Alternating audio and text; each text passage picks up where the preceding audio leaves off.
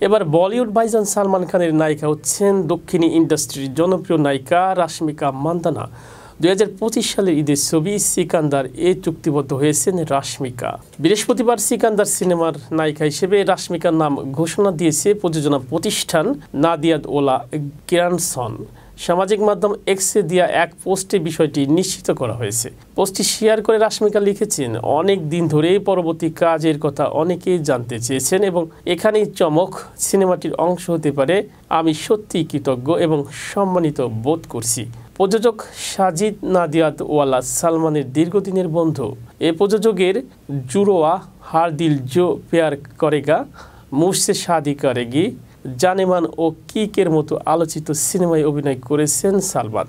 Kick মুক্তির প্রায় এক দশক পর আবার এক হলেন এই অভিনেতা প্রযোজক জুটি।